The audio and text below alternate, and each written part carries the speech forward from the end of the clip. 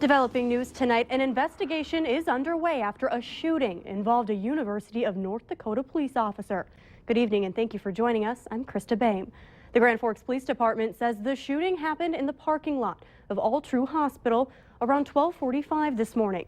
Officers from the police department, sheriff's office, and North Dakota Highway Patrol were involved in the initial pursuit. At this point, no information is being released about any injuries, who or how many people fired a weapon, what started the pursuit, or if there were any arrests made. All True officials say the hospital is open for services and is still a safe place to receive care. And we'll be bringing you updates as they come in, and you can find them on our Facebook page. You can follow the latest news, weather, and breaking news updates anytime on your feed. Just search Valley News Live, like our page, and you'll stay informed throughout the entire day. We're wrapping up February on a pretty nice note, and as we put the month behind us, can we hope for a warm welcome from March? Let's go to storm chaser Eric Whitehill to find out. Eric? Thanks, Krista. Today, not too bad. 25 in Fargo, 26 for you in Aberdeen.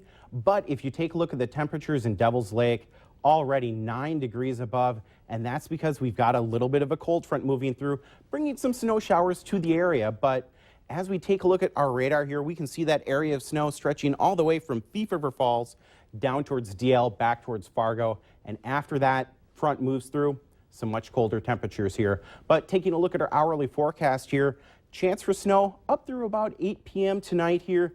And then our temperatures start to drop off, and it looks like a very cold start to our March. But does that mean it's going to come in like a lion or like a lamb? I'll have full details for you, Krista, coming up in just a couple of minutes. Moving into March means moving out those ice houses in Minnesota this weekend. Luckily, some kids in North Dakota are getting more time on the ice to learn all about the fishing sport. At the Youth Ice Fishing Derby held by the Fargo Park District, hitting the ice wasn't too bad, at least from what we're used to feeling out there. On Valley News Live 10 at 10, reporter Christina Craig will show us how some families are learning to stay safe on the ice. A former leader of a rural Minnesota religious community who faces 59 felony counts of criminal sexual conduct charges was arrested in Brazil. 53-year-old Victor Barnard fled to Brazil to escape the sexual abuse charges involving 2 young girls while being their pastor. Brazil military police arrested him in a beach condo on the county's northeastern coast. Barnard, a Finlayson native, was a member of U.S. Marshal 15's most wanted list in 2014. He previously led the Red River Fellowship in Finlayson from 2000 to 2012, but moved after being investigated for sexual abuse allegations. An award is being offered to anyone who can provide any information in a case where a puppy was found burning in a dumpster on the Red Lake Reservation.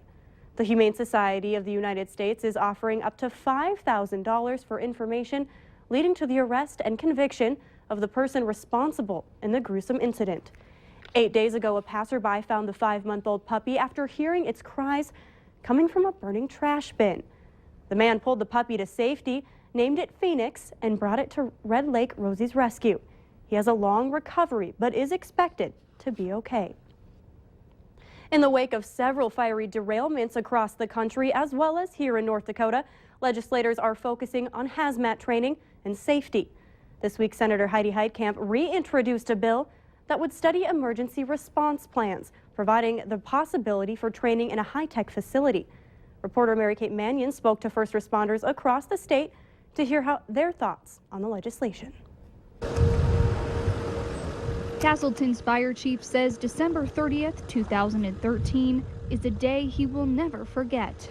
Very, very unsafe with these fireballs exploding, and when they would go off, you could feel the heat of those fireballs. McLean was one of the first responders after a mile-long train carrying crude oil derailed after colliding with another on the tracks. That crash is one of several involving Bakken crude oil. Earlier this month, another oil train derailed in West Virginia, prompting one of North Dakota's U.S. senators to reintroduce a bill that she says will support first responders. To make sure that FEMA is actually allocating the right amount of resources, is actually paying attention to rail safety issues, and that we are, in fact, meeting the needs of many first responders, many of whom are volunteers. The response bill would study all of the agencies that are involved in responding to a train derailment involving hazardous material. They'll come back and give their information and just say, this is what we need, this is our weak points, and this is our strong points. So yeah, this is a good bill. It's going to really improve training that is going to need to be addressed. The Bismarck Fire Department focuses on improving training through a variety of classes, including sessions at a state-of-the-art rail facility in Pueblo, Colorado. We have classes that we can go to. The railroads have been providing a class out in Pueblo, Colorado at a training facility out there. We've been able to send a number of people out there. Meyer says high-profile accidents often prompt self-reflection for the department. When we have an incident like some of the large explosions and stuff, it causes us to examine what we're doing and saying, hey, are we doing enough? Do we need to do a little more? With more than half of the oil produced in the Bakken leaving the state in a rail car, it pays to be prepared. Reporting for NBC North Dakota News, I'm Mary Kate Mannion. Updates are coming to Castleton Railroad Crossing. Monday, all railroad crossings will be closed on Monday for 2 hours while new rail is being installed. The crossing at the ethanol plant will be open, and there are no specific times on when crossings will be closed or open. Well, on your marks, get set, go. Over 70 cars zoomed down the track at the 3rd annual Derby for Vets. Hundreds of people came out to cheer on their friends at the Fargo VFW. The event raised more than $10,000. All of those funds go to the VA Hospital Volunteer Services. The event coordinator, Daniel Jacobson, says a husband and wife team won, and in a scale, the Derby car went 109 miles per hour. And if you still want to support the VFW, we have a link on our website. Just go to valleynewslive.com and click on this story. Well, many people might have noticed more cars, people at restaurants, and busy hotels around the Fargo area this week. It's all because of a state hockey tournament going on at Shields Arena. But as Valley News Team's Macy Anger explains, this won't be the last we see of sports teams in the area, which exactly is what the city is hoping for. Hockey is a huge deal for North Dakotans. We're rooting for the Fargo North-South Strandley team. I've been at the rink about 16 hours a day. For Fargo, it's a score for the economy, but not just this past week. People come for our events, people come for the youth events that are in town. Squirt hockey's big these few weekends in February, so there's a lot going on, a lot of people in Fargo-Moorhead. Just last year, the 3-day Squirt International Hockey Tournament brought in more than $2.8 million to the Valley. The ESPN events there on game day, that has tremendously increased the exposure of Fargo. I mean, people all over the country are watching that. The Visitor Center says sporting events are actually helping bring a name to Fargo, rather than just being known for the famous wood chipper.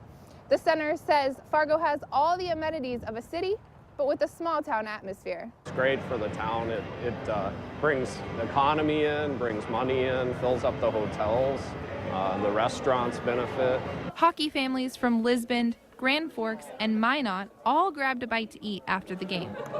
Mexican Village manager Amanda Nelson says this isn't uncommon. We've seen an increase in people and an increase in reservations and sales. That's exactly the game plan the city had in mind. In Fargo, Macy Inger, Valley News Live. The last weekend of March, Fargo is set to host the Sweet 16 for the NCAA West Regional Men's Hockey.